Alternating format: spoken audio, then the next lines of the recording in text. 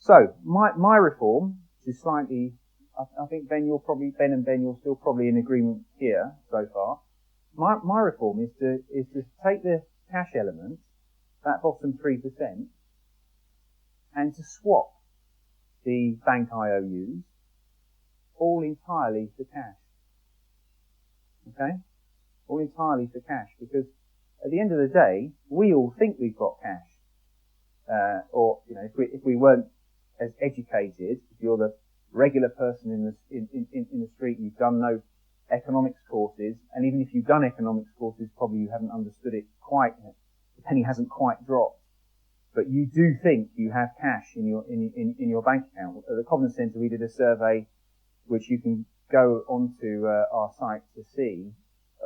ICM we commissioned it with, so a proper pucker polling company, a survey of 2,000 people, and only 8% could identify the fact that the bank owns the money once it's deposited, and that the money is a bank IOU and not cash. So that implies that 92%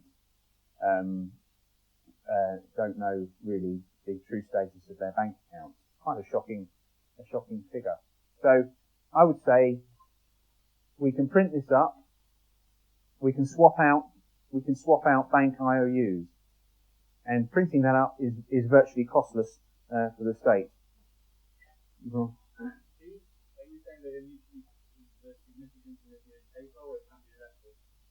Yeah, it can be, anything, yeah.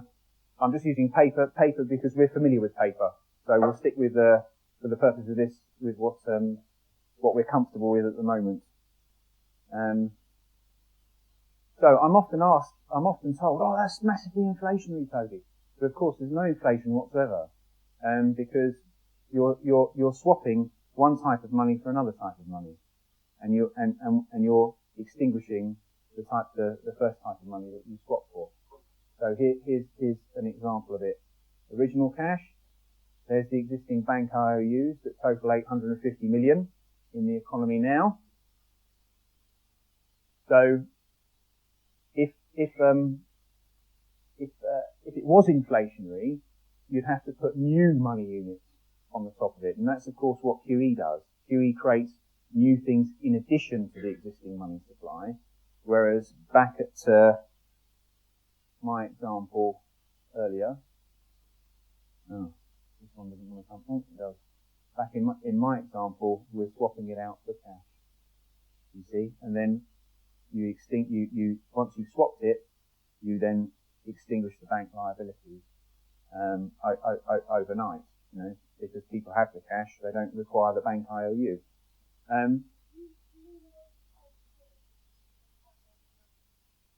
I mean, this is 100% reserve on demand deposits. Well, in fact, actually, strictly speaking, it's not 100% reserve, because if you swap the demand deposits for cash, yeah, then the cash is owned by you, yeah, so it doesn't have to be reserved by the bank, yeah. So you could say that's a zero reserve requirement, but I think it's more acceptable in the literature to call that 100% reserve, because the cash is the cash. But I could see you could call it 0% reserve because you own the money, and fundamentally the bank has a relationship going forward as your custodian of that money, rather than as a exactly. Is that? Well, we'll come to that as we progress. Is that right? Thank you.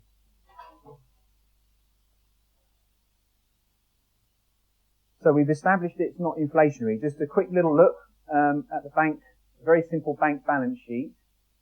So this is pre-reform, yes. Pre-reform, let's say a bank is lent out £100. Well, first of all, it's got £100 in. That's the deposit, so it's a liability. It's lent it out £100 and it's got £1 of share capital. Therefore, its net worth is £1. Yeah? We're all happy with that? That net worth of the bank, yeah. That's the net worth of the bank there. That's its the very, very bit of the bottom of the balance sheet. That is it. Yeah? i.e. if you were to close that down, that will pay off that, all you'd be left with is £1. Yeah? So that's the net worth of the bank. So, post-reform, if we swapped out all the demand liabilities, yeah, all the bank would have was its share capital here, and it will have its assets, its loan out here. So suddenly, its net worth has gone up to £101. So it's moved from £1 net worth to £101 net worth.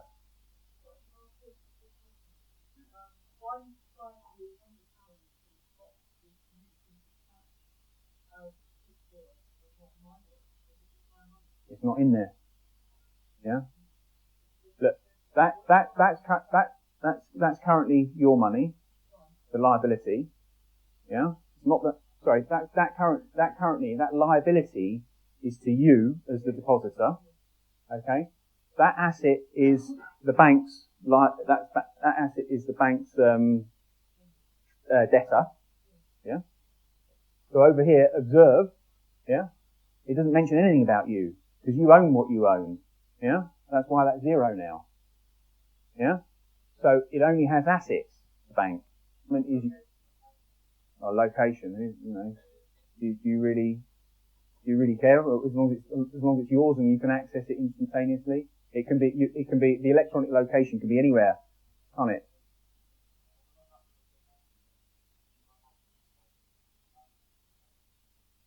No, the net worth goes up. Yeah? Balance sheet balances, the net worth goes up. Yeah? Well, if we wait there, you can own your cash and the bank can be a custodian. Yeah? Like PayPal, yeah, exactly. That's how PayPal accounts.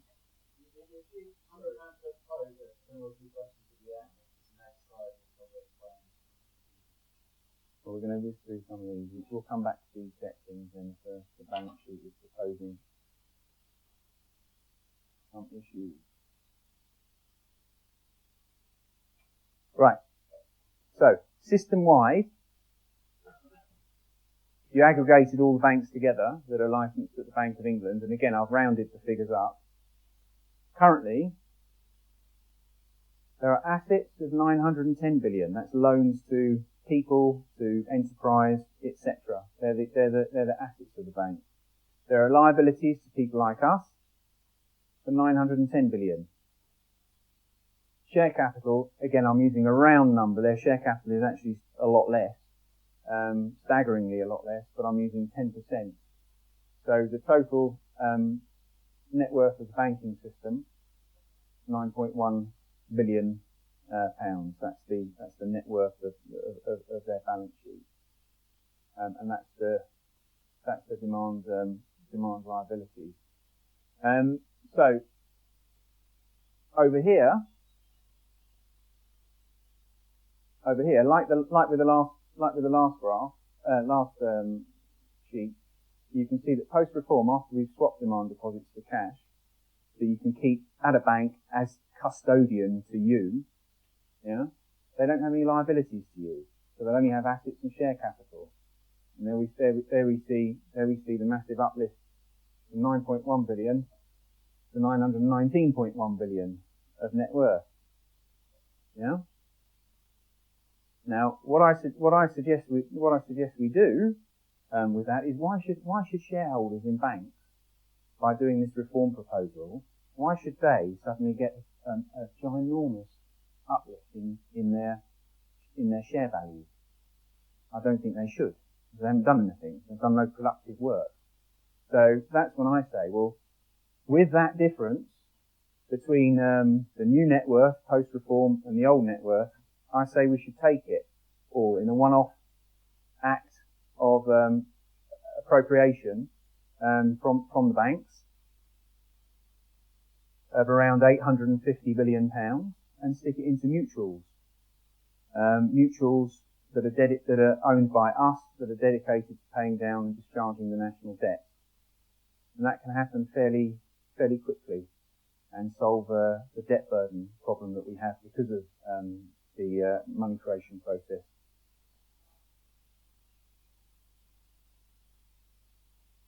Now, well, I would. That's a byproduct of the reform. The byproduct of the reform is that you could have a one-off moment in history where you could actually use all the proceeds of the reform to discharge the national debt. So, going forward and answering your question about savings and lending and so on and so forth, if banks could be structured in an honest way, I would say they should have three central purposes. At the moment, they do have three, real functions. One is to store your money and your wealth. You can deposit securities, cash in a bank for safe storage. Two is lending it when you wish to lend it in the forms of time deposits. I've chosen Boring Captain Mannering for the first type of account. That's for people with very low time preferences. For people with slightly different ones, that's George Bailey I forget the name of the film. That's it. It's a Wonderful Life. Thank you. And then in the third door, the naughty door, where all the multiplication of credit happens. That's Gordon Gekko, the 1980s Gordon Gekko, and that's the thing we want to wipe out. Yeah, that's the thing we want to stop. And then I do notice, although I haven't seen the film, maybe some of you have, he does come back in recent times over the last couple of years. And is he reformed and honest? Sort of? No? But we want to make him reformed and honest. How we do that? Limited purpose banking. Some of you may have read Professor Koff's work. He's a professor at Boston University. Do you know of him? Some of you will know of him. You could do it this way. You could do it you could do it many other ways. But a limited purpose bank is where you, as a depositor, own a share in the institution, and in the institution, you then choose: do you want your money to be close to safekeeping and easy access, and that they can't lend that out, so it's there for you. You own it; it's your property. They're providing you with a custodial service. If you want to earn a bit of interest, you lend it out. 3 months. Actually, I think you can get 1 month time deposits, 3 months, 9 months, 18 months, years, and so on and so forth. So lending still happens to the tune that people want lending to happen. And in the third door, with limited purpose banking, if you're a shareholder of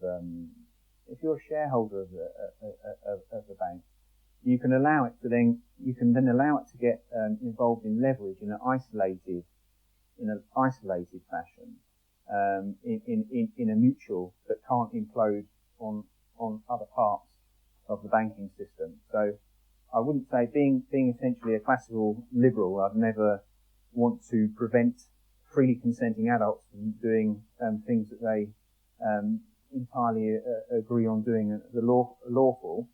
So I would allow people, if they wanted to get involved in leverage transactions, provided they tick the box, and provided you and I, as the taxpayer, will never ever be called upon to guarantee it. And if it's structured in a mutual fund, then it can only implode in on itself, and there can be never a run because you're a shareholder of it. Then I think we can transform that type of activity into that type of activity.